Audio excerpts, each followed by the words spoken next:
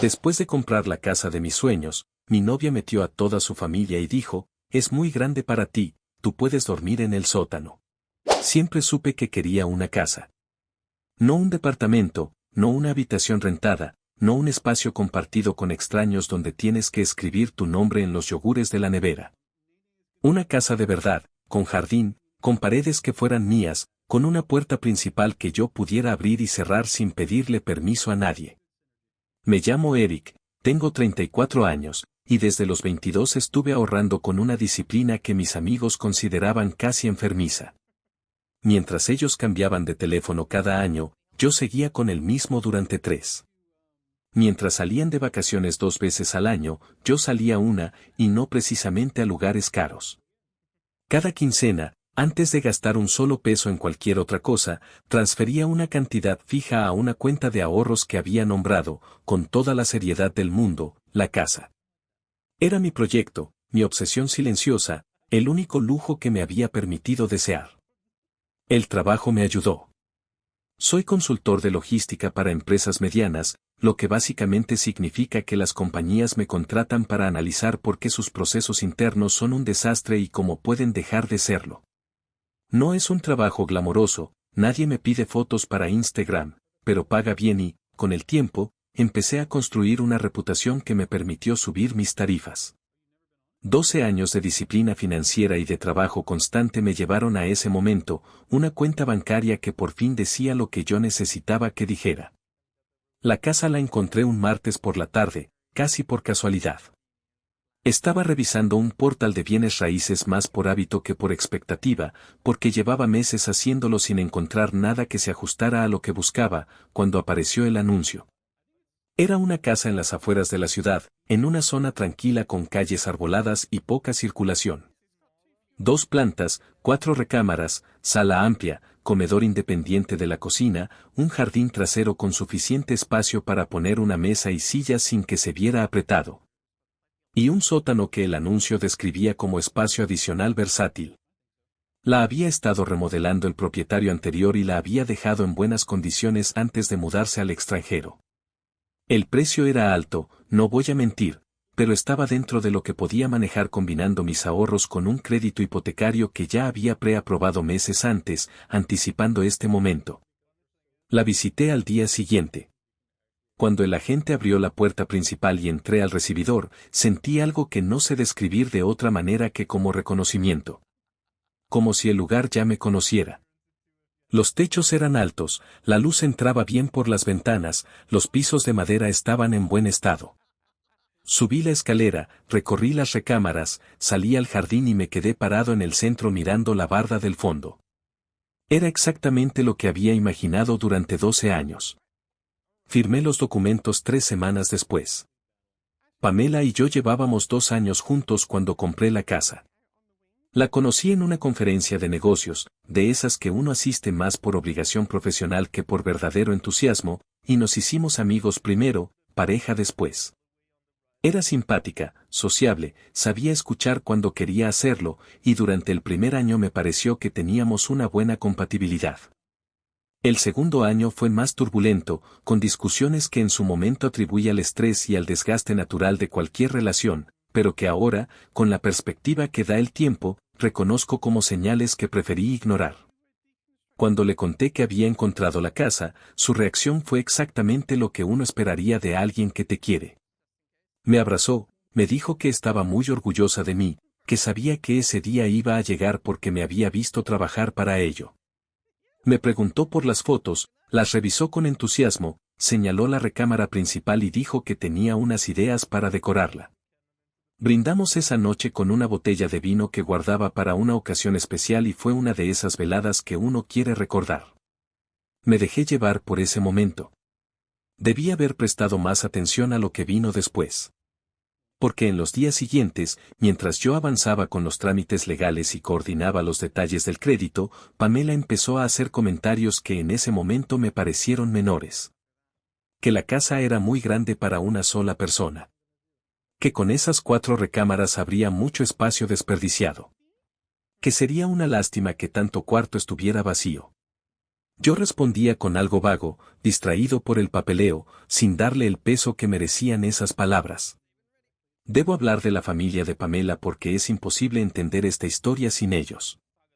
Sus padres, el señor Gustavo y la señora Miriam, tenían una casa propia en una colonia popular a unos 40 minutos de donde yo vivía entonces. No era una casa grande ni en mal estado, era simplemente una casa normal de clase media, del tipo que alcanza para una pareja y, en su momento, para hijos pequeños. El problema era que los hijos nunca se fueron. Rodrigo, el mayor, tenía 41 años. Trabajaba de manera intermitente en lo que él llamaba proyectos, aunque nadie en la familia sabía exactamente en qué consistían esos proyectos ni por qué nunca producían dinero estable. Llevaba viviendo en casa de sus padres desde siempre, con la excepción de un periodo de 2 años en su juventud del que nadie hablaba con claridad. Luego estaba Marco, de 32, que era el más tranquilo de los 4 hermanos y también el más pasivo. Trabajaba medio tiempo en una ferretería y el resto del tiempo lo pasaba viendo series en su cuarto. No tenía deudas, tampoco ahorros, y parecía haber llegado a una paz interior basada en no planear nada más allá de la semana siguiente. Diego, de 25, era el que más energía tenía y también el que menos la aprovechaba. Había entrado y salido de 3 carreras universitarias distintas, actualmente estaba tomando un descanso de los estudios, y su principal actividad era salir con amigos y llegar tarde a casa, con la certeza de que la cena estaría esperándolo. Y finalmente Pamela, de 28, la única que había establecido una relación estable y que vivía en su propio departamento rentado, aunque vivir era quizás una palabra generosa para lo que hacía allí, porque pasaba más noches en casa de sus padres que en el suyo. Lo que ninguno de los 4 hermanos había hecho era independizarse de verdad. Ninguno había comprado nada, ninguno había firmado un crédito, ninguno había construido nada propio. Los padres, que ya rondaban los 65 años, sostenían ese ecosistema con una combinación de su pensión, algunos ahorros y una resignación que yo nunca entendí del todo.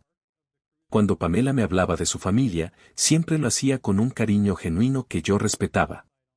Lo que no entendí a tiempo fue que ese cariño no incluía ningún sentido crítico sobre la situación. Para ella, que sus hermanos vivieran con sus padres a los 30 y 40 años era simplemente normal. Era lo que conocía, era el modelo que tenía interiorizado, y en algún lugar de su cabeza, sin que yo lo supiera, ese modelo estaba a punto de expandirse. Compré los muebles durante las 2 semanas siguientes a la firma. Fui cuidadoso con las elecciones, no porque quisiera gastar de más, sino porque quería que cada cosa tuviera sentido en ese espacio. Una mesa de comedor para 6 personas, porque me gustaba la idea de poder tener amigos a cenar. Un sofá amplio para la sala. Camas para las 4 recámaras, aunque 3 de ellas las amueblaría de manera más básica por el momento. Estanterías, una mesa de escritorio para trabajar desde casa cuando fuera necesario. Cuando Pamela me ayudó a escoger algunas cosas, lo hizo con entusiasmo. Fue ella quien sugirió el color de las cortinas de la sala, quien opinó sobre el tamaño del espejo del baño principal. Yo lo interpreté como interés en nuestra vida juntos, como una señal de que estaba construyendo algo que a los 2 nos importaba. No fue sino hasta después, mucho después, que entendí que quizás estaba midiendo espacios con otros ojos. El viaje de negocios llegó en el peor momento posible, o en el mejor, dependiendo de cómo se mire. Una empresa en otra ciudad me había contratado para un proceso de consultoría que requería mi presencia física durante 7 días. Era un contrato importante, bien pagado, y ya lo había comprometido antes de que la fecha de entrega de la casa se confirmara. No había manera de cancelarlo sin consecuencias profesionales serias. La casa llevaba apenas 10 días siendo mía cuando tuve que hacer la maleta. Antes de irme, le pedí a Pamela que se quedara a cuidarla. Le dejé una llave, le expliqué el funcionamiento del sistema de alarma, le mostré dónde estaba el cuadro de interruptores y cómo operaba el calentador de agua.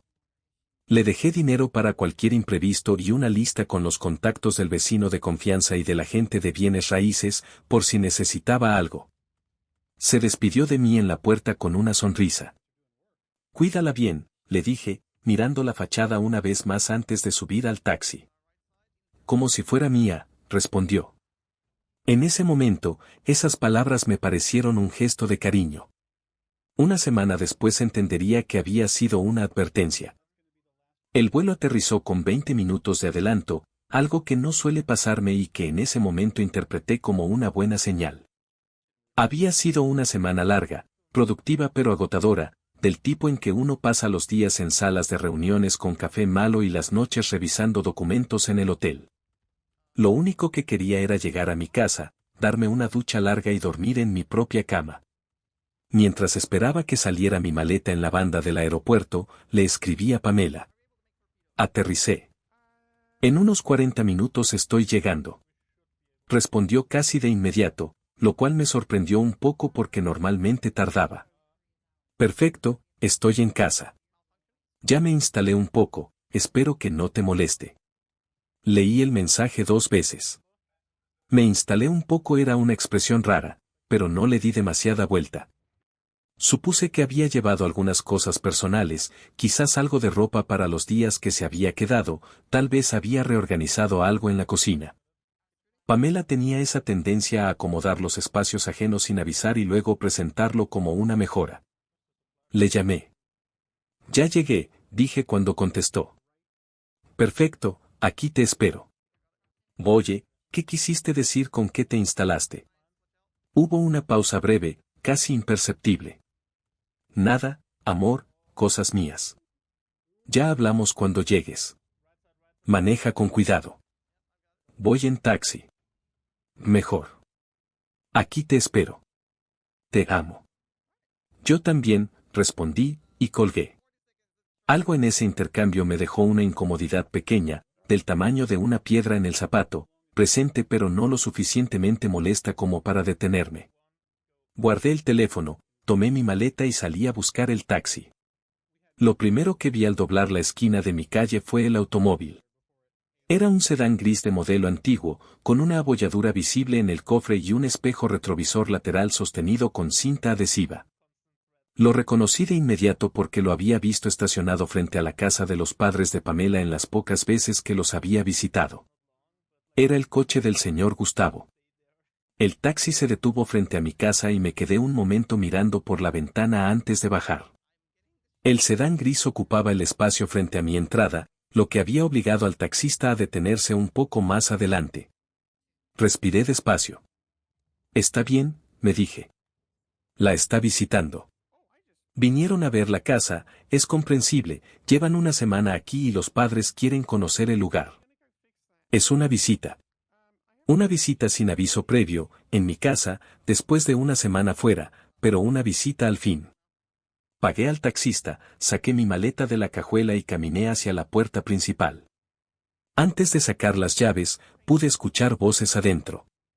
Varias voces. Abrí la puerta. El olor fue lo primero. No era un olor malo exactamente, pero era denso, una mezcla de comida reciente, zapatos, y ese ambiente cerrado que se genera cuando hay muchas personas en un espacio que no está ventilando bien. Luego vi la sala. Había ropa sobre el respaldo del sofá que yo había comprado hacía menos de un mes. No la ropa de Pamela, que reconocería, sino ropa de hombre, chamarra oscura, una sudadera doblada con muy poca precisión. Un par de tenis colocados junto al sillón individual como si el sillón fuera una habitación y eso fuera el área de calzado. Sobre la mesita de centro había 2 vasos, un control remoto que no era el mío, y una bolsa de frituras abierta. Dejé mi maleta en el recibidor y caminé hacia el comedor. Estaban todos sentados a la mesa. El señor Gustavo en uno de los extremos, con la postura tranquila de alguien que lleva tiempo en un lugar. La señora Miriam junto a él, sirviendo algo de una olla que yo no recordaba haber dejado en mi cocina. Rodrigo, el mayor, con los codos apoyados sobre la mesa y una servilleta metida en el cuello de su camiseta. Marco, comiendo en silencio con la vista en el teléfono. Diego, de 25 años, recostado ligeramente en la silla con esa postura que tienen las personas acostumbradas a ocupar el espacio de los demás. Y Pamela, al otro extremo, que levantó la vista cuando entré y sonrió con una naturalidad que me resultó profundamente desconcertante. Ya llegó, dijo Diego, y levantó la mano como si estuviéramos en una reunión de amigos. Rodrigo se puso de pie.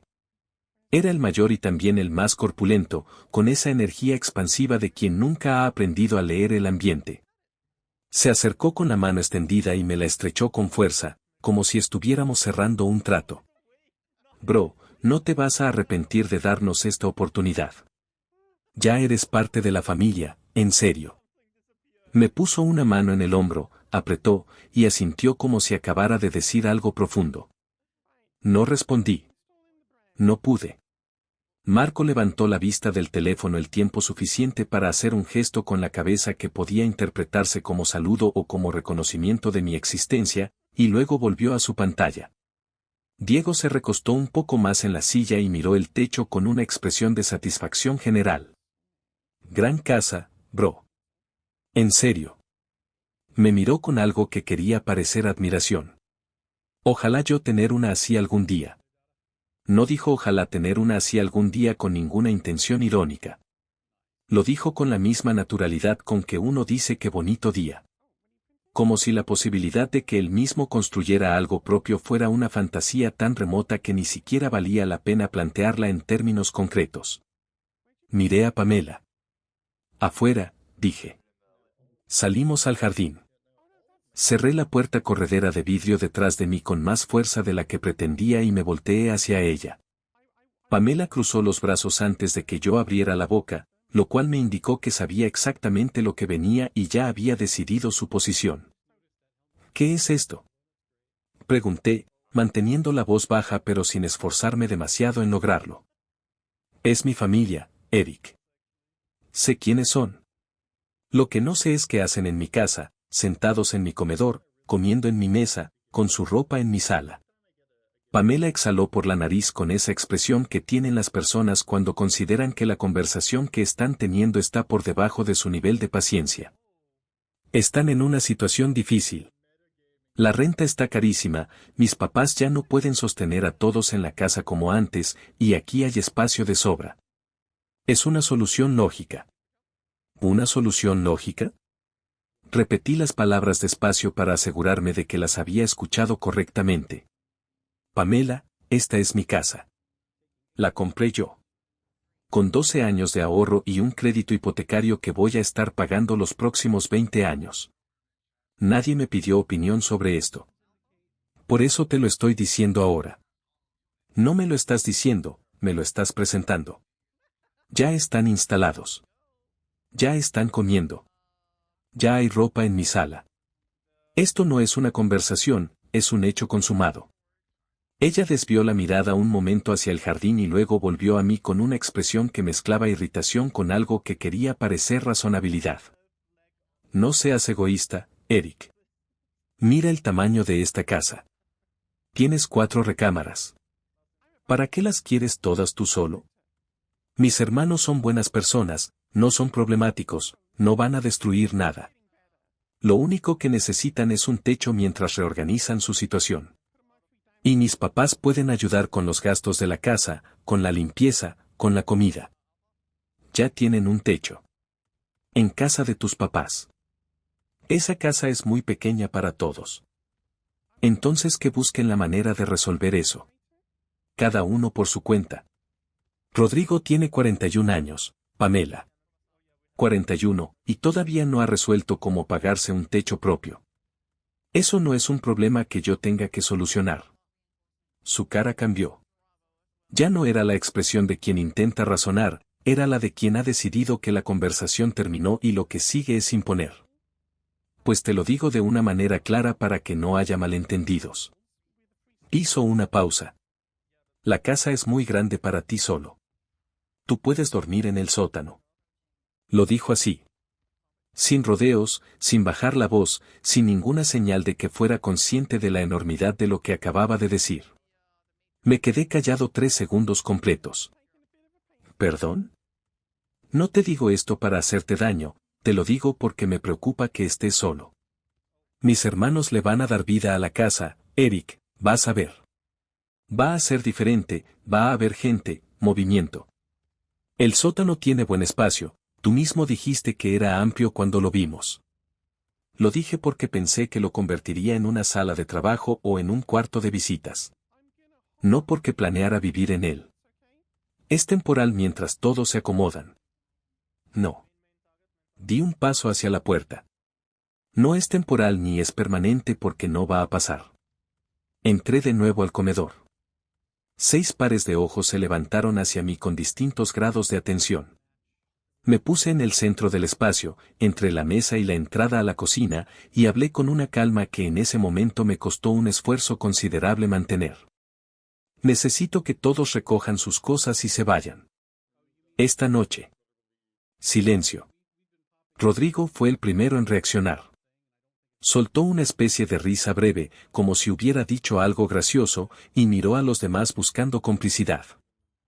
Tranquilo, bro. Relájate, acabas de llegar. No estoy bromeando. Diego se irguió en la silla. Marco dejó el teléfono. La señora Miriam dejó de mover la cuchara dentro de la olla. Fue el señor Gustavo quien habló. Se puso de pie despacio, con la parsimonia de quien está acostumbrado a que su presencia genere respeto. Era un hombre de unos 65 años, no especialmente alto, pero con esa densidad física de quien ha trabajado con el cuerpo toda su vida. Me miró fijo y habló con una voz grave y tranquila que claramente había ensayado para estas ocasiones. Hazte responsable de esta familia. Hizo una pausa para dejar que las palabras ocuparan el espacio. No seas cobarde. Si realmente amas a mi hija, serás un hombre y aceptarás sus condiciones. La cocina, que ya olía a comida ajena, pareció achicarse 3 metros en todas direcciones. Miré al señor Gustavo. Luego miré a Pamela, que estaba parada en la entrada al jardín con los brazos todavía cruzados. Luego miré a Rodrigo, a Marco, a Diego, a la señora Miriam con su cuchara detenida en el aire. Y entendí, con una claridad que no había tenido en 2 años, exactamente en qué situación estaba. Rodrigo se movió primero. No hacia mí con hostilidad, sino con esa energía expansiva e irreflexiva que lo caracterizaba, como un perro grande que no sabe calcular su propio tamaño. Me rodeó con un brazo por los hombros antes de que yo pudiera reaccionar, y en el mismo movimiento le hizo una señal a Diego con la cabeza. Diego, que tenía 25 años y aparentemente ningún filtro que le indicara cuando una situación no era celebratoria, se agachó y me tomó por las piernas. Me levantaron del suelo. Y Eric ya es nuestro hermano. Gritó Rodrigo, con el volumen de alguien que confunde el entusiasmo con la autoridad. Y Eric ya es nuestro hermano. Repitió Diego desde abajo, siguiendo el cántico con la naturalidad de quien ha practicado este tipo de cosas. Me cargaban por el pasillo entre carcajadas mientras yo repetía que me bajaran, primero con firmeza, luego con una irritación que ya no intentaba disimular. Rodrigo reía. Diego reía. Marco los observó desde su silla sin levantarse, con la expresión plana de quien ve algo que no le genera ninguna emoción en particular. La señora Miriam dijo algo desde el comedor en un tono que quería ser tierno. El señor Gustavo permaneció de pie con los brazos cruzados, como si la escena confirmara algo que él ya sabía. Bajaron las escaleras del sótano con una torpeza que en cualquier otra circunstancia habría sido cómica, y me depositaron en el centro del espacio con la solemnidad de quienes consideran que están haciendo algo significativo. El sótano era amplio. Techo alto para ser un sótano, piso de concreto pulido, una ventana pequeña cerca del techo que dejaba entrar una franja de luz natural. Cuando lo había visto por primera vez, meses atrás, había pensado en convertirlo en una oficina. Era un buen espacio. Lo seguía siendo. Pero era mi espacio, y nadie me había pedido permiso para decidir qué hacer con él. Rodrigo extendió los brazos como si estuviera presentando algo en una feria. ¿Ves, bro? Aquí sería una gran cueva. Podrías poner tu escritorio, hacer tu oficina, tendrías toda tu privacidad. Me puso una mano en el hombro con la condescendencia genuina de quien cree que está ayudando. ¿Para qué quieres abrumarte con toda la casa? Es mucho mantenimiento, mucha responsabilidad para una sola persona. Tranquilo. Nosotros nos encargamos de limpiarla. Diego asintió con entusiasmo. Sí, bro. Te lo juro que la cuidamos bien. Tú relájate aquí abajo, en serio. Me quedé mirándolos en silencio. Rodrigo tenía 41 años. Diego tenía 25. Ninguno de los dos había firmado un contrato de arrendamiento en su vida, mucho menos una hipoteca. Y estaban, con toda la tranquilidad del mundo, ofreciéndome administrar mi casa mientras me sugerían que encontraría la felicidad en el sótano. No dije nada. Subí las escaleras, crucé el pasillo, tomé mis llaves y mi maleta del recibidor y salí por la puerta principal sin voltear. Caminé 2 cuadras antes de detenerme en la banqueta. No estaba temblando, o si lo estaba era tan leve que no lo noté. Lo que sí sentía era una humillación limpia y precisa, sin bordes difusos, como un corte que todavía no duele pero cuya profundidad ya conoces. 12 años de decisiones pequeñas y constantes, de renuncias acumuladas, de trabajo sostenido. Y en el tiempo que tardé en hacer un viaje de negocios de una semana, todo eso había sido ocupado, redistribuido y reinterpretado por 6 personas que no habían construido nada propio en sus vidas. Y la persona que se suponía me conocía mejor que nadie había abierto la puerta. Saqué el teléfono y busqué en mis contactos. El notario que había gestionado la escritura se llamaba Fuentes. No sabía exactamente qué esperaba que me dijera, pero era el único vínculo legal que tenía en ese momento con todo lo relacionado a la propiedad. Contestó al segundo tono. La notaría quedaba a 15 minutos en taxi.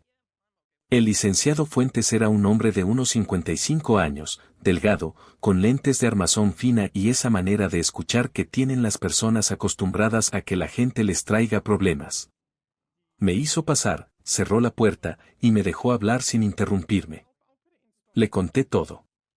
El coche afuera, la escena del comedor, la ropa en la sala, las palabras de Pamela en el jardín, la frase del señor Gustavo, y el recorrido al sótano cargado por los hermanos como si fuera una tradición que yo no conocía. Fuentes escuchó con los codos sobre el escritorio y las manos entrelazadas frente a la boca. Cuando terminé, guardó silencio unos segundos. Lo lamento genuinamente, dijo. Es una situación seria. Pero debo ser honesto, yo no soy abogado de desalojos. Para un proceso formal necesitaría a un abogado civil que lleve el caso ante un juez. ¿Cuánto tiempo tomaría? Fuentes hizo una expresión que no necesitó palabras. Estos procesos pueden tomar meses. En algunos casos, más de un año. No tengo meses. Necesito que salgan hoy. ¿Usted no conoce a alguien? Fuentes abrió la boca, la cerró, y luego hizo algo inesperado. Se recostó en su silla, miró hacia el techo un momento como si estuviera evaluando algo, y volvió a mirarme. Y mire, lo que le voy a decir no es el procedimiento estándar. Eligió las palabras con cuidado. Conozco un método que en situaciones como la suya puede tener resultados en cuestión de horas. Me incliné hacia adelante. ¿Cuál es ese método? Puedo generarle un documento con apariencia de orden oficial de desalojo. No es un documento judicial real, eso queda claro entre usted y yo, pero es suficientemente convincente para quien no tenga conocimientos legales. Y conozco a personas que pueden acompañarlo a hacerlo efectivo. Con presencia, con uniforme, con la actitud correcta. Espere un momento, dijo, y tomó el teléfono antes de que yo pudiera responder. Marcó un número de memoria. Esperó. Germán. Soy Fuentes. Pausa. Oye, tengo una situación con un cliente. Ocupación no autorizada de propiedad privada, el dueño necesita recuperar el inmueble hoy mismo. Pausa. 6 personas, sí. Pausa. ¿Cuántos tienes disponibles? Pausa. 10 está bien. ¿Pueden estar aquí en 20 minutos? Pausa. Perfecto. Colgó y me miró. Germán es dueño de una academia de artes marciales mixtas. Él y 10 de sus alumnos estarán aquí en 20 minutos. Tiene suerte de que estaban en medio de una clase. Me quedé mirándolo sin decir nada. ¿Ahora mismo? Dije finalmente. Así es. Pero, ¿por qué llama a gente que sabe MMA? Yo no quiero golpear a nadie. No quiero violencia, eso empeoraría todo. Fuentes levantó una mano con calma. Esa no es la idea. Escúcheme antes de sacar conclusiones.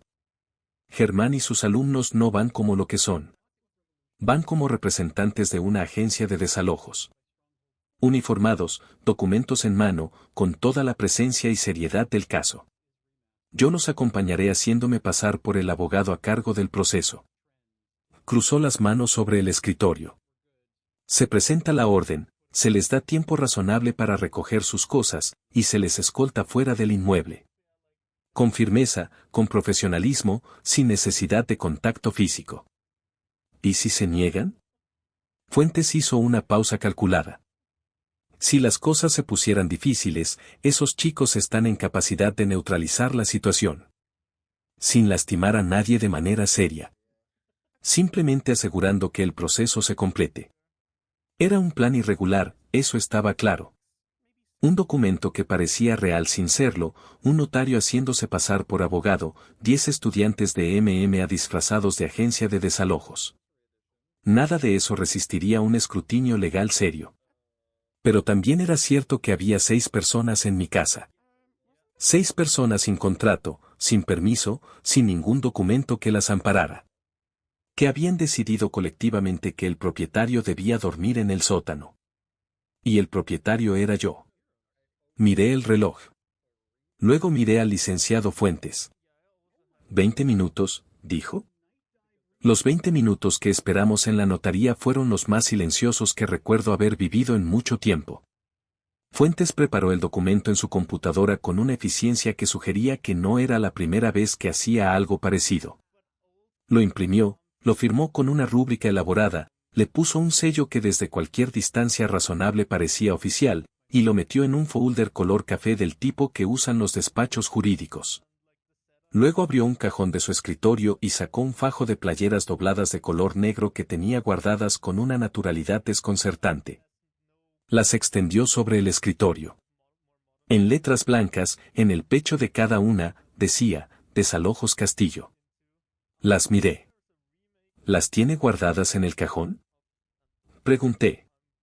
Fuentes recogió el folder sin responder directamente. Cada quien tiene sus herramientas de trabajo, dijo simplemente. Germán llegó a los 18 minutos con 10 personas que llenaron la sala de espera de la notaría de una manera que hizo que la recepcionista dejara de escribir y se quedara mirando. Era un hombre de unos 40 años, cuello ancho, manos grandes, con la postura tranquila de quien no necesita hacer ningún esfuerzo para que los demás lo tomen en serio. Sus alumnos eran de distintas edades y complexiones, pero compartían esa característica particular de las personas que entrenan físicamente de manera seria, una presencia densa, una economía de movimientos. Ningún gesto innecesario. Entre ellos había una joven de unos 21 años que llamaba la atención no por su altura, que era moderada, sino por su complexión. Tenía más músculo visible que el propio Germán, con los brazos de alguien que ha dedicado años a un trabajo físico muy específico. Se veía completamente relajada, casi aburrida, de la manera en que se ven relajadas las personas que saben exactamente lo que son capaces de hacer. Fuentes repartió las playeras sin ceremonia. Todos se las pusieron encima de lo que traían. El cambio fue inmediato. Dejaron de parecer un grupo de personas saliendo de un gimnasio y empezaron a parecer algo considerablemente más oficial. Fuentes me miró. ¿Listo? Respiré. Listo. Llegamos a la casa en 3 vehículos. Yo iba en el primero con Fuentes y Germán, mirando por la ventana como mi calle se acercaba con una mezcla de determinación y algo que no era exactamente miedo pero que se le parecía en la forma. El coche del señor Gustavo seguía estacionado afuera. Bajamos. Los 11 alumnos de Germán se colocaron de manera natural formando una presencia ordenada frente a la entrada sin que nadie les diera una instrucción visible. Fuentes se ajustó el saco, tomó el folder bajo el brazo, y adoptó una postura completamente distinta a la que había tenido en su oficina.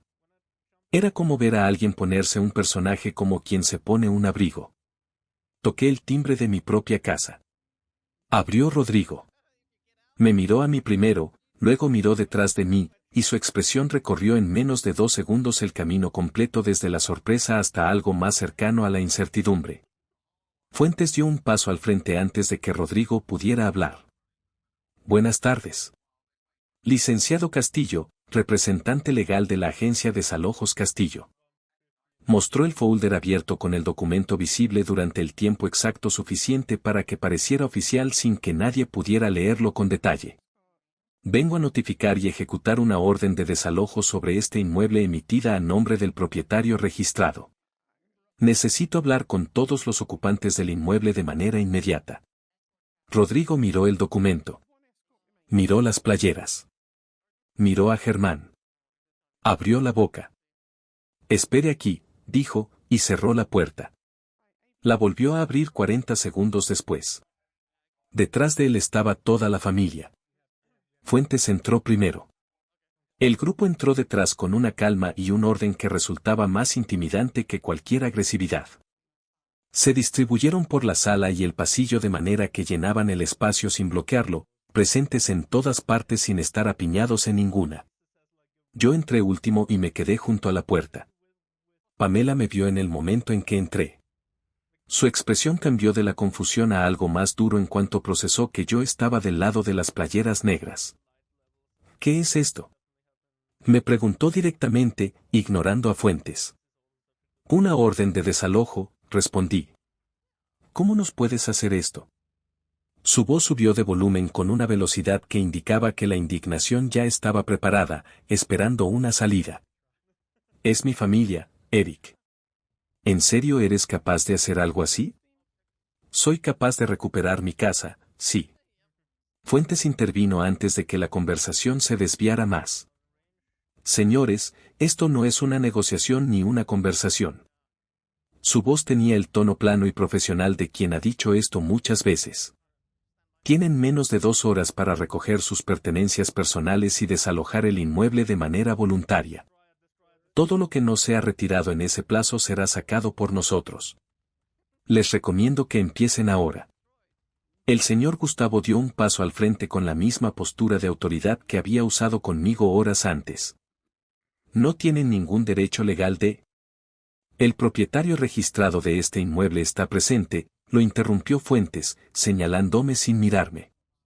No existe ningún contrato de arrendamiento, ningún documento de comodato, ningún acuerdo escrito que ampare la presencia de ninguno de ustedes aquí. Legalmente, esto es ocupación no autorizada de propiedad privada. Si prefieren que continuemos este proceso con la participación de las autoridades municipales, podemos hacer esa llamada ahora mismo. El señor Gustavo abrió la boca. La cerró. Rodrigo no. No nos vamos a ningún lado, dijo Rodrigo, cruzando los brazos con la solidez de alguien que confunde el volumen físico con la razón. Esto es un abuso. Estas playeras no significan nada, cualquiera se puede poner una playera. Fuentes lo miró un momento y luego hizo un gesto casi imperceptible con la cabeza. Los alumnos de Germán empezaron a moverse. Subieron la escalera en parejas, abrieron las recámaras y comenzaron a sacar ropa. La bajaban en brazos, en las mismas maletas que la familia había subido, y la apilaban junto a la puerta principal con una eficiencia metódica que no tenía nada de violenta pero que era absolutamente imparable. Alguien recogió la chamarra del respaldo del sofá. Alguien más tomó los tenis del suelo junto al sillón. La señora Miriam empezó a decir algo que no llegó a terminar porque la velocidad del proceso la dejó sin palabras. Diego retrocedió hacia la pared. Marco, fiel a su naturaleza, observó sin moverse. Rodrigo sí se movió. Se dirigió hacia uno de los alumnos de Germán, un joven de unos 22 años que bajaba una bolsa de ropa por las escaleras, y lo empujó con las 2 manos en el pecho. El joven no se cayó. No retrocedió. Ni siquiera soltó la bolsa. Simplemente se detuvo, miró a Rodrigo con una expresión completamente neutra y depositó la bolsa en el suelo con cuidado. Rodrigo lo interpretó como una invitación y le lanzó un golpe con la mano derecha. El joven lo esquivó con un movimiento mínimo, casi aburrido, y respondió con un golpe directo y preciso a la mandíbula que sonó de una manera que hizo que todo el mundo en la sala dejara de moverse al mismo tiempo. Rodrigo cayó al suelo de espaldas y no intentó levantarse. El silencio que siguió duró varios segundos.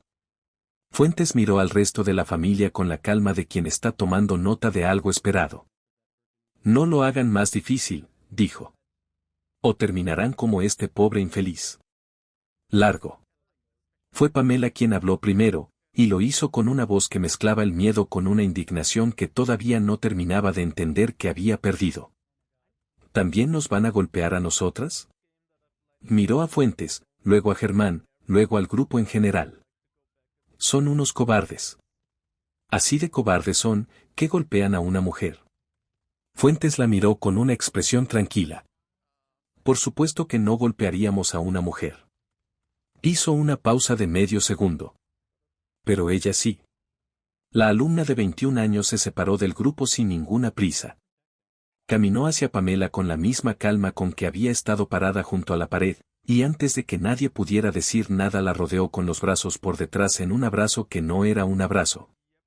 La levantó del suelo sin esfuerzo visible y comenzó a caminar hacia la salida con ella. Pamela pateó el aire 2 veces. La joven se detuvo junto a la puerta, sosteniendo a Pamela con una facilidad que resultaba casi más impresionante que el golpe de hacía un momento. Y le lanzó una mirada directa que no necesitó ninguna palabra pero que comunicó con absoluta claridad lo que podía pasar a continuación. Pamela se cubrió la cara con las manos. No, no, por favor, no lo hagas, dijo, con la voz completamente distinta a la de hacía 30 segundos. Cooperamos. Cooperamos, ya. La joven la depositó en el suelo junto a la puerta con la misma delicadeza con que se pone un objeto frágil sobre una mesa, se acomodó el cabello hacia atrás y regresó a su posición junto al grupo. El señor Gustavo miró a su hijo en el suelo. Miró a su hija junto a la puerta. Miró al resto del grupo. Y por primera vez desde que yo lo conocía, no encontró nada que decir. Recogieron sus cosas en 40 minutos. Salieron en silencio, que era la única manera en que podían salir después de todo lo que había pasado. El señor Gustavo sostuvo la puerta para que la señora Miriam pasara primero, y no me miró al hacerlo. Diego cargó 2 bolsas sin decir nada. Marco salió con sus cosas en una mochila y el teléfono en la mano, como si estuviera llegando a algún lugar en lugar de salir de uno. Rodrigo salió por su propio pie, aunque con la mandíbula visiblemente hinchada y la mirada de alguien que todavía no ha procesado del todo lo que acaba de ocurrirle. Pamela fue la última. Se detuvo frente a mí en el umbral y me miró durante un momento que quizás ella esperaba que fuera dramático. No dije nada. Ella tampoco. Salió. Cerré la puerta. Lo que vino después fue silencio. Un silencio completamente distinto al que había dejado la casa hacía una semana cuando me fui de viaje. Ese había sido un silencio vacío, de casa sin estrenar. Este era un silencio recuperado, que es una cosa muy diferente. Fuentes y Germán se quedaron unos minutos más. El licenciado me extendió la mano antes de irse. Una cosa más, dijo, antes de saltar hacia la puerta. Les dejé en claro a los señores Gustavo y Miriam, de manera privada antes de salir, que si intentaban cualquier tipo de represalia legal o de otro tipo, el proceso que habíamos iniciado hoy se convertiría en uno completamente formal, con consecuencias considerablemente más serias. También les mencioné que sería recomendable para todos, dadas las circunstancias, que pensaran en ampliar su radio de vida. Significativamente. No pregunté exactamente qué les había dicho ni cómo. Algunos detalles es mejor no conocerlos completamente. Germán asintió una vez en mi dirección antes de salir, con esa economía de gestos que lo caracterizaba. Sus alumnos salieron detrás de él. La joven de 21 años fue la última en pasar. Me miró al salir con una expresión completamente neutral y desapareció por la puerta sin decir nada. Me quedé solo en mi casa. Limpié durante 3 días. No porque hubieran destruido nada, porque no lo habían hecho. Rodrigo había sido sincero en eso, al menos. Pero había una presencia acumulada en cada rincón que yo necesitaba borrar antes de poder sentir que el lugar era mío de nuevo. Lavé las sábanas de las 3 recámaras que habían usado. Limpié la cocina con una atención que fue casi meditativa. Reorganicé la sala hasta que volvió a verse como yo la había dejado. Abrí todas las ventanas durante horas para que el aire cambiara. El cuarto día, me senté en el jardín trasero con un café, en la misma mesa que había imaginado tener cuando vi la casa por primera vez. Supe, días después por un contacto en común, que la familia había salido de la ciudad. No sé exactamente qué les dijo Fuentes en esa conversación privada, pero fuera lo que fuera, había sido suficientemente convincente para que decidieran que empezar en otro lugar era una mejor idea que quedarse cerca. Pamela no volvió a escribirme. Yo tampoco le escribí a ella. Hay personas que entran a tu vida con la apariencia de algo que construyes juntos y resultan ser algo completamente diferente. Y hay casas que uno compra con 12 años de trabajo silencioso y que, después de todo, terminan siendo exactamente lo que siempre quisiste que fueran. Un lugar tuyo. Solo tuyo. Con la puerta cerrada desde adentro.